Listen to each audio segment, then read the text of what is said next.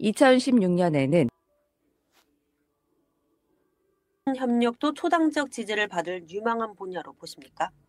Very much, and it would be bipartisan. Democrats and Republicans working together with the administration, with the Trump administration, to mutually enhance the defense industries of Korea. 미국과 한국이 방위 산업을 상호 강화하기 위해 협력하는 것은 민주당과 공화당 모두로부터 큰 초당적 지지를 받을 것입니다. 한국과의 방산 협력과 관련해선 트럼프 새 대통령의 미국 우선주의 성향 때문에 생산이 어디에서 이뤄질지에 대한 어느 정도의 우려가 있을 것입니다. 생산지가 미국과 한국 모두가 될 가능성도 배제할 수 없습니다. 북한과 관련해 트럼프는 집권 1기 때와 마찬가지로 여전히 김정은과의 개인 외교에 대해 진지하게 생각하고 있을까요? 의회 내 공화당 의원들도 이런 접근법을 지지할까요? So he's a business guy, okay, not a politician, and so he believes in making deals, and he made every effort in it. 그는 정치인이 아니라 사업가라서 거래를 믿습니다. 그는 모든 노력을 기울였죠. 심지어 김정은에게 북한 해변에 리조트를 개발하자고 제안했다고 합니다. 양측 모두의 엄청난 이익이 될 수 있는 기회였지만 김정은의 폐쇄적인 태도로 인해 성사되지 않았습니다. 그럼에도 불구하고 트럼프의 좋은 점은 그는 모든 이들과 협력하려고 노력한다는 것입니다. 트럼프가 어떤 것도 포기하지 않는다는 점을 높이 평가합니다. 트럼프가 북한과 완전한 비핵화가 아닌 군축 합의를 추구할 가능성에 대한 우려는 없습니까? No, President Trump, I'm confident, understands that a dictatorship as in Pyongyang. 그런 우려는 전혀 없습니다. 트럼프는 평양과 같은 독재 정권이 군비 통제에 관해 어떤 합의를 하더라도 이를 위반할 것이라는 점을 분명히 이해하고 있다고 확신합니다. 전범 푸틴과 맺은 모든 합의는 위반됐습니다. 이란 독재 정권도 마찬가지죠. 합의를 재정비 시간의 기회로 삼을 뿐 진정성이 없습니다. 이런 합의를 실제로 이행하게 할 유일한 방법은 독립적인 현장 감시단이 있는 경우입니다. 하지만 그들은 이에 동의하지 않을 것입니다. 트럼프가 한국 국민을 위한 힘을 통한 평화를 확립할 것으로 믿습니다. 언젠가는 북한 역시 한국의 지도력 아래 역동적인 한반도로 재통합될 것입니다. 러시아와 북한 간 군사 협력이 심화되고 있습니다. 트럼프가 우크라이나 전쟁 종식을 위한 푸틴 러시아 대통령과의 협상에서 북한 문제를 제기할까요? Very much, and hey, we know how to stop the war in Ukraine, and that is for war criminal Putin to cease 그렇습니다. his operation. 우리는 우크라이나 전쟁을 멈출 방법을 알고 있습니다. 그것은 전범 푸틴이 작전을 중단하고 북한 병력을 대량 학살의 희생양으로 삼는 행위를 멈추는 것입니다. 푸틴이 정말로 평화를 원한다면 군대를 철수할 것입니다. 우리는 힘을 통한 평화를 통해 전 세계에서 미래 공격이 발생하지 않도록 확실히 해야 합니다. 네, 미국 공화당 소속의 조 윌슨 하원 의원으로부터 트럼프 새 행정부와 의회 또 한반도 현안에 대한 견해 들어봤습니다. 유튜브 보이든 라디오에서 조 윌슨 의원의 목소리가 고르게 전달되지 못한 점 여러분의 양해 구합니다. 자, 이번에는 민주당 의원의 의견 들어보겠습니다. 민주당의 아미베라 하원 의원은 미국 의회가 항상 초당적으로 미한 동맹을 지지하고 있다고 VOA와의 인터뷰에서 말했습니다. 바이든 행정부에서 트럼프 행정부로 넘어간다고 해서 크게 달라질 것은 없다는 것입니다. 한국 내 불안한 정치 상황과 관련해서는 의회의 역할이 중요하다면서 조만간 동료 의원들과 한국을 방문할 계획이라고도 전했습니다. 하원 코리아 코커스 공동의장인 베라 의원을 이조은 기자가 의원 사무실에서 만났습니다. 새 행정부가 들어서는 가운데 새 의회에서 하원 외교위 인도태평양 담당 소위원회 민주당 간사직을 이어가실 텐데요. 한반도 문제와 관련해 의원님의 우선순위는 무엇입니까? You know, I don't think too much will change going from the Biden administration to the Trump administration. Certainly on the congressional side. Yeah, there's always been 바이든 행정부에서 트럼프 행정부로 넘어간다고 해서 크게 달라질 것은 없다고 생각합니다.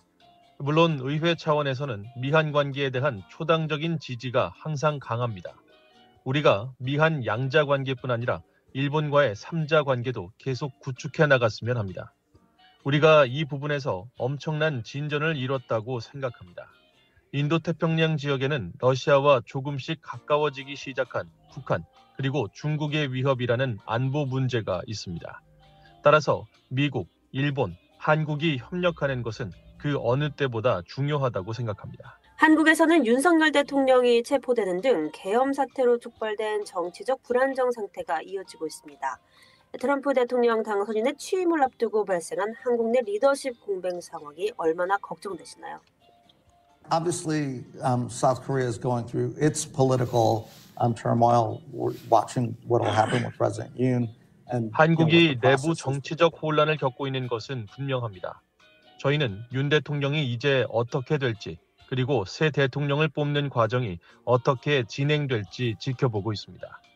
당을 막론하고 한국 국회의원 및 국회의장과 대화를 이어나가기 위해 미 의회가 주도적인 역할을 하는 것이 그 어느 때보다 중요하다고 생각합니다.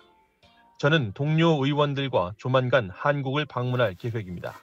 한국에서 새 정부가 출범하면 동료 의원들이 행정부 관계자들과 함께 한국을 방문하는 것도 중요할 것으로 생각합니다. 각국 정상들이 트럼프 대통령 당선인과 초기 관계 구축을 위해 노력하고 있는 가운데 한국의 리더십 공백이 미한 관계를 최대한으로 발전시키는데 도전이 될 수 있다는 우려는 없으신가요? You know, I don't think the U.S. South Korea relationship has changed. I think there's strong business-to-business ties, with the CHIPS and Science 미한 Act. 관계는 변함이 없다고 생각합니다.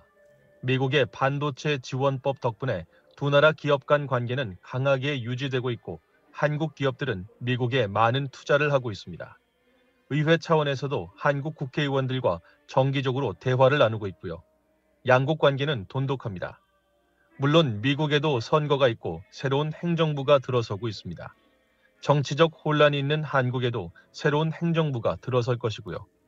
양국 관계는 여전히 매우 강력한 방향으로 나아갈 것으로 생각합니다. 트럼프 대통령 당선인은 한국 같은 동맹국에 대해서도 관세 부과가 필요하다고 거론해왔는데요. 이런 조치가 현실화될까요? 그렇다면 민주당은 어떻게 대응할 것으로 예상하십니까? It'll be interesting to see how both Democrats and Republican members of Congress respond to, 민주당과 공화당 의원들이 트럼프의 관세 부과 발언에 어떻게 반응할지 지켜보는 것도 흥미로울 것 같습니다. 실제로 관세를 부과할지 아니면 협상 수단인 것인지 사실 잘 모르겠습니다. 만약 트럼프 당선인이 관세 발언을 실행에 옮긴다면 저희는 한국은 동맹국이자 친구라는 점을 강조할 것입니다. 우리는 오히려 양국 간 무역과 경제 교류를 더 늘릴 일부 적국을 겨냥한 트럼프 당선인하는 주인 캘리포니아와 반발이 있을 것입니다. 공기가 매우 차가운 그런 상태입니다. 급격한 한파가 불어닥치면서 도널드 트럼프 대통령 당선인 측은 오늘 인질 가운데 석방되지 못한 채 가자지구에 붙잡혀 있던 미국 의사당 건물 바깥에 인질 3명을 어제 석방했다고 이스라엘군 대변인이 밝혔습니다. 조 바이든 미국 대통령은 어제 사우스캐롤라이나에서 행한 연설에서 하마스 억류 인질 석방 등을 환영하면서 7일 뒤 여성 4명이 추가 석방될 것이며 7일마다 3명씩 석방이 계속될 것이라고 말했습니다. 안토니오 구테르스 유엔 사무총장도 성명을 통해 휴전과 인질 석방을 환영하면서 휴전 합의의 원만한 이행과 가자지구에 대한 인도적 지원 제공 등을 약속했습니다. 우크라이나 동부 전선에서 진격을 계속해온 러시아군이 이 지역 내에 2곳을 추가 점령했다고 오늘 주장했습니다. 러시아 국방부는 이날 성명에서 도네츠크주 셰우첸코와 루한스크주의 노보에후리우카를 장악했다고 말했습니다. 셰우첸코는 최근 러시아군이 진군에 성공한 것으로 알려진 포크로우스크 남쪽에 가까운 지역입니다. 러시아는 최근 이 두 지역인 돈바스에 대한 공세를 강화하고 있으며 현재 돈바스의 80% 이상을 점령하고 있는 것으로 알려졌습니다. 이런 가운데 러시아군이 141개의 드론을 동원한 대규모 공습을 가해왔다고 우크라이나군이 이날 밝혔습니다. 우크라 공군은 이날 성명을 통해 이같이 밝히면서 93개를 요격했다고 말했습니다. 미얀마 내 반군 단체 일부가 미얀마 군정과의 휴전에 들어갔다고 중국 정부가 오늘 밝혔습니다. 마오닝 중국 외교부 대변인은 이날 브리핑에서 미얀마 민족 민주주의 동맹군이 지난 18일 시작된 휴전의 협상안에 공식 서명했으며 중국 접경에서의 전투가 중단됐다고 전했습니다. 이어 미얀마 북부 상황의 진정은 미얀마의 모든 당사자와 영내 모든 국가들의 공통의 이익에 부합하며 중국 미얀마 국경안보 안정 및 발전에도 기여한다고 덧붙였습니다. VOA 세계뉴스 김시영입니다.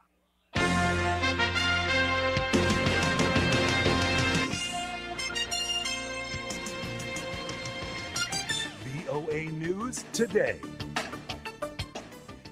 여러분 안녕하십니까? 미국의 제47대 도널드 트럼프 대통령의 취임식 특집 방송을 맡은 조성민입니다.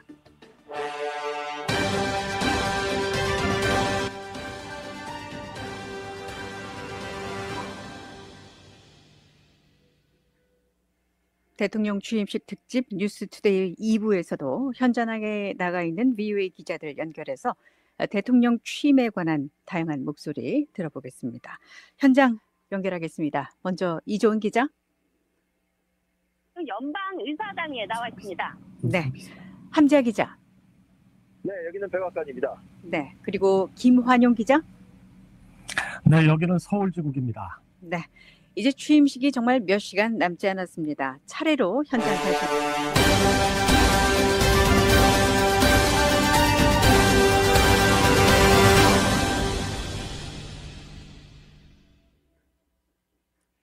여러분 안녕하십니까? 2025년 1월 20일 오늘은 미국을 새롭게 이끌어갈 대통령을 맞이하는 2025년 1월 20일 오늘은 전 세계가 지켜볼 역사적인 순간을 새롭게 이끌어갈 대통령을 맞이하는 취임식을 47대 미국 대통령 전 세계가 지켜볼 역사적인 순간을 위해서 저희 VOA 한국어 방송은 이곳 워싱턴 DC 시각으로 오전 11시에 대통령 취임식을 특집으로 21일 새벽 1시에 이곳 워싱턴 DC 시각으로 오전 11시에 또 한반도 대통령 취임식 21일 미국 정치의 중요한 전환점을 의사당에서 조 바이든 대통령이 4년간의 대통령 취임식 미국 정치의 중요한 전환점을 민주당에서 공화당으로 조 바이든 대통령이 4년간의 임기를 마치고 미국인들은 이로써 47대 민주당에서 공화당으로의 정권 이양이 이루어지게 이번 취임식은 특별히 미국인들은 이로써 47대 미국 대통령을 맞이하게 되는 의사당 중앙홀은 이번 취임식은 특별히 혹독한 한파로 로톤다 홀에서 의사당 서쪽 계단이 아닌 의사당 중앙홀인 로톤다 홀에서 열리게 됩니다.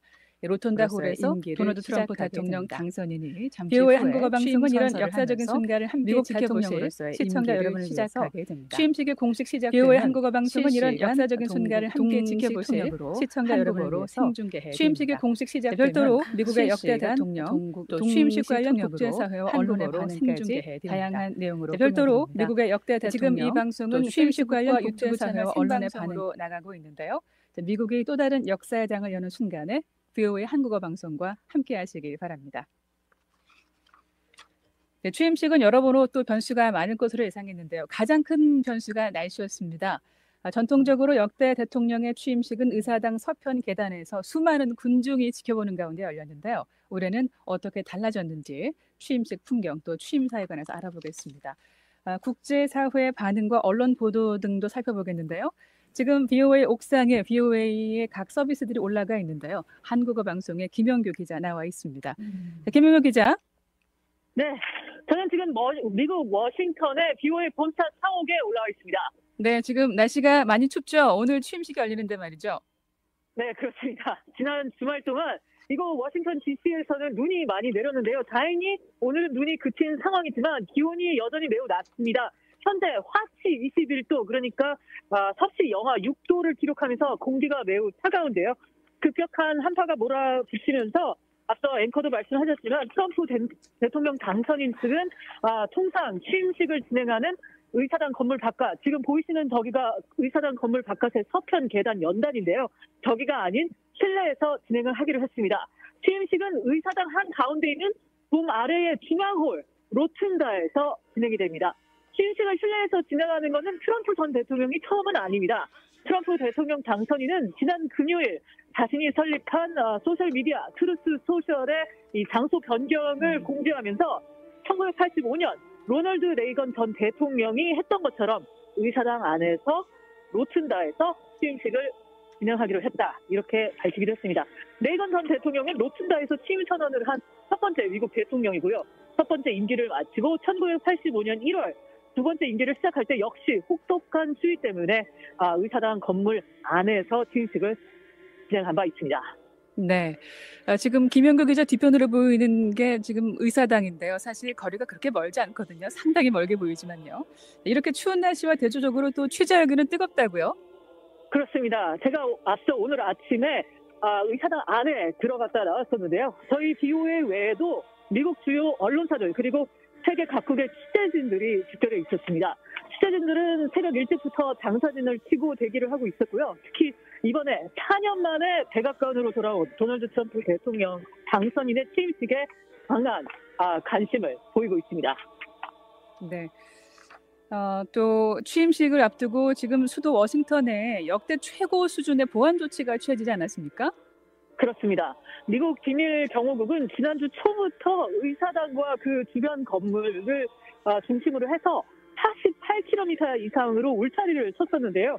취임식 며칠 전부터 여러 검문소를 세워서 의사당 출입자는 물론 그 주변 건물의 출입자들에 대해서도 철저한 검색을 진행을 했었고요.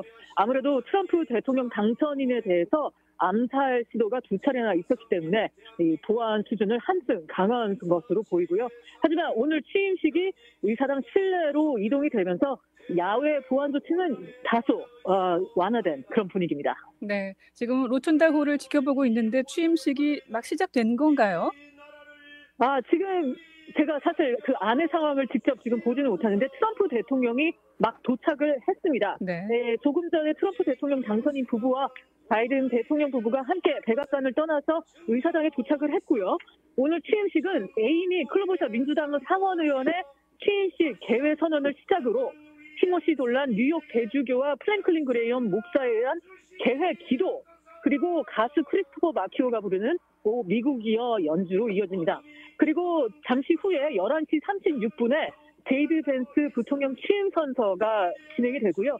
이후 인기 가수 캐리 언더우드가 부르는 아름다운 미국이여의 연주가 끝나면 그런 다음에 11시 47분쯤 트럼프 대통령은 취임 선서를 하게 됩니다. 미국 동부 시간으로 오후 12시경에 바이든 대통령의 임기가 공식 완료됨에 따라 그에 맞춰서 취임 선서가 이루어지는 건데요.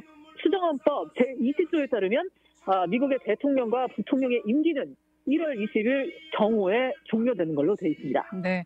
자, 앞서 김 기자도 잠깐 언급을 했는데요. 이번 취임식이 트럼프 대통령 당선인의 두 번째 취임식이네요. 그렇습니다. 트럼프 대통령은 지난해 11월 미국 대선에서 패배를 하고 백악관에서 나간 지 4년 만에 다시 백악관에 지난해 11월 미국 선거에서 승리를 크게 거두면서 백악관에서 나간 지 4년 만에 돌아오게 됐는데요. 미국 대통령의 상당수가 두 번째 취임식을 많이 경험을 하지만 이렇게 트럼프 대통령처럼 4년이라는 시간차를 두고 두 번째 임기를 시작하는 경우는 드물다고 할 수 있습니다.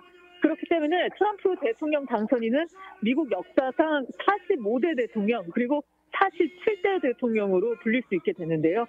상당히 특이한 상황이라고 할 수 있습니다. 통상 연임을 하게 되는 경우에는 숫자를 하나로만 부르게 되죠. 예를 들어 2009년부터 2017년까지 두 임기를 연임한 버락 오바마 대통령 같은 경우는 44대 대통령으로만 불리는데 미국 역사상 트럼프 대통령처럼 4년이라는 시간차를 두고 대통령에 당선된 사례가 딱 두 번 있습니다. 바로 22대와 24대 대통령을 지낸 그로버 클리브랜드 전 대통령과 바로 트럼프 전 대통령인데요. 1884년 처음으로 당선됐던 클리브랜드 전 대통령은 1888년 대선에서 패하고 1892년 대선에서 승리를 거둬서 백악관에 돌아왔었습니다. 트럼프 대통령 당선인은 클리브랜드 전 대통령에 이어서 비연임으로 대통령직에 임하게 되는 두 번째 미국 대통령입니다. 미국 수정헌법 22조가 대통령직 임기를 두 번으로 제한하지만 연임으로는 제한을 두지 않고 있기에 가능했던 일입니다. 네, 2020년에는 당시 조 바이든 민주당 후보한테 패했었는데요. 트럼프 대통령 당선인 이번에 어떻게 돌아올 수 있었는지 잠깐 돌아볼까요? 네, 트럼프 대통령 당선인은 2017년 첫 당선 시에 많은 이들의 예상을 깨고 힐러리 클린턴 당시 민주당 후보를 누르고 대통령이 됐었는데요. 이번에는 박빙을 예상했던 많은 일들을 놀라게 하면서 민주당의 카멀라 해리스 부통령에 대해 압승을 거둬 화려한 패자 부활전을 보여줬습니다. 지난 11월 대선에서 유권자들은 미국의 가장 긴급한 문제로 일자리와 경제를 지목한 것으로 각종 여론조사에 나타났는데요. 많은 미국인들이 여전히 높은 물가에 좌절감을 느끼면서 전통적으로 민주당을 느껴온 히스패닉 유권자들 그리고 인플레이션의 영향을 많이 받은 저소득층 유권자들의 지지를 많이 받으면서 선거 승리에 큰 기여를 한 것으로 분석됐습니다. 그 밖에도 멕시코 국경을 통해서 미국으로 유입되는 불법 이민자들이 사회 문제로 불거지면서 불법 이민자들에 대해서 강력한 조치를 약속한 트럼프 대통령 당선인에 대한 기대감이 작용한 것으로 풀이되고 있습니다. 네. 자, 오늘 바이든 대통령은 트럼프 대통령 당선인의 취임식에 또 참석하게 됐는데요. 4년 전 상황과는 대조적이네요. 네. 트럼프 당시 대통령은 4년 전 바이든 대통령 당선인의 취임식에 참석하지 않았었는데요. 그건 2020년 대선에서 바이든 민주당 대선 후보에 패배한 트럼프 대통령이 2020년 패배를 인정하지 않고 결과에 승복하지 않았기 때문입니다. 하지만 바이든 대통령은 자신의 취임식에 참석하지 않은 트럼프 대통령의 취임식에 참석을 하고요. 바이든 대통령의 부인 질 바이든 여사도 취임식에 참석할 예정입니다. 네, 자, 또 바이든 대통령 외에 어떤 손님들이 참석을 하게 될까요? 네, 통상 살아있는 전직 대통령들은 새로 임기를 시작하는 대통령의 취임식에 참석을 합니다. 버락 오바마 전 대통령, 조지 W. 부시 전 대통령, 그리고 빌 클린턴 전 대통령이 모두 참석을 하고요. 또 부시 전 대통령의 부인 로라 부시 여사, 그리고 빌 클린턴 전 대통령의 부인 힐러리 클린턴 전 국무장관 역시 참석을 합니다. 하지만 오바마 전 대통령의 부인인 미셸 오바마 여사는 참석을 하지 않을 거라고 며칠 전에 이미 밝힌 바 있습니다. 또 지난 대선에서 트럼프 대통령 당선인을 상대로 패배한 카멀라 해리스 부통령과 그 남편 더그 M. 호프도 취임식에 참석을 할 예정입니다. 네. 그리고 해외 정상들을 보면은요, 얼마 전에 트럼프 전 대통령 측이 그 취임식에 중국의 시진핑 국가주석을 초대했다고 밝혀서 화제가 됐었는데요.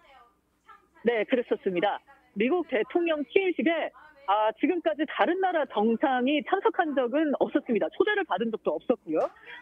시진핑 주석은 취임식에 대신 축사를 참석시킬 예정이고요. 앞서 1월 초 트럼프 대통령 당선인을 만났던 이탈리아 총리 조르자 멜로니 총리도 초대를 받았지만 자신의 스케줄상 참석이 가능할지는 모르겠다 이렇게 밝힌 상황입니다.